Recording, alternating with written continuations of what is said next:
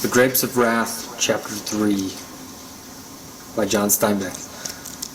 The concrete highway was edged with the mat of tangled, broken, dry grass, and the grass heads were heavy with the oat beards to catch in the dog's coat, the fox tails to tangle in the horse's fletlocks, and the clover burrs to fasten in the sheep's wool.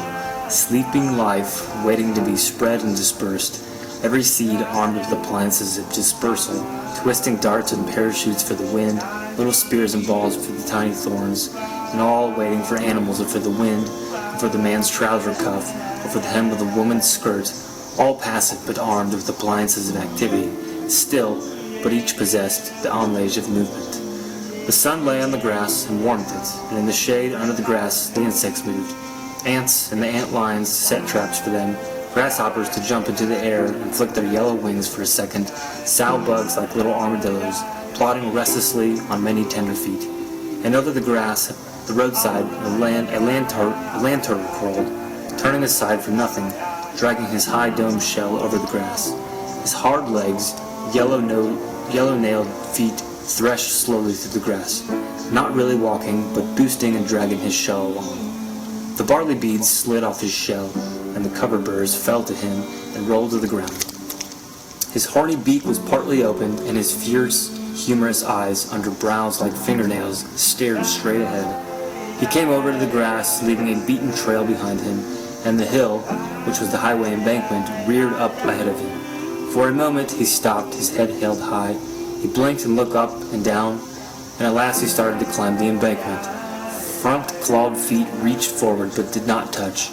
The hind feet kicked his shell along, and it scraped on the grass and on the gravel. As the embankment grew steeper and steeper, the more frantic were the efforts of the land turtle. Pushing hind legs, strained and slipped, boosted the shell along, and the horny head protruded as far as the neck could reach. Little by little, the shell slid up the embankment until at last a parapet caught straight across the line of its march, the shoulder of the road, the concrete wall 4 inches high. As though they worked independently, the hind legs pushed the shell against the wall, the head upraised and peered over the wall into the brood smooth plane of the cement. Now the hands braced the top of the wall, strained and lifted, and the shell came slowly up and rested at the front end of the wall. For a moment, the turtle rested. A red ant ran into the shell, into the soft skin inside the shell, and suddenly head and legs snapped in, and the armored tail clapped in sideways. The red ant was crushed between body and legs, and the one head of the wild oats was clamped in by the shell by the front leg.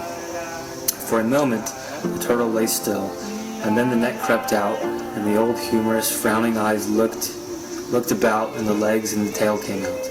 The back legs went to work, straining like elephant legs, and the shell tipped to an angle so that the front legs could not reach the level cement plane. But higher and higher the hind legs boosted it, until at last the center of balance was reached, and the front tipped down. The front legs scratched at the pavement, and it was up, and the head in the wild oats was held by its stem around the front legs. Now the going was easy, and all the legs worked, and the shell boosted along, waggling from side to side. A sedan, driven by a 40-year-old woman, approached. She saw the turtle and swung to the right. Off the road, the wheels screamed, and a cloud of dust boiled up. 2 wheels lifted for a moment and then settled. The car skidded back onto the road and went on, but more slowly. The turtle had jerked into its shell, and now it hurried on, for the highway was burning hot. And now a light truck approached, and as it came near, the driver saw the turtle and swerved to hit it. His front wheel struck the edge of the shell, flipped the turtle like a tiddlywink, spun it like a coin, and rolled it off the highway. The truck went back on its course along the roadside. Lying on its back, the turtle was tight in its shell for a long time, but at last its legs waved in the air, reaching for something to pull it over.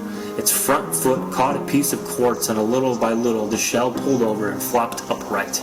The wild oat head fell out, and 3 of the spearhead seeds stuck in the ground. And as the turtle crawled on down the embankment, its shell dragged dirt over the seeds. The turtle entered a dust road and jerked itself along, drawing a wavy shallow trench in the dust with its shell. The old humorous eyes looked ahead, and the horny beak opened a little. His yellow toe tails slipped a fraction in the dust. Crazy!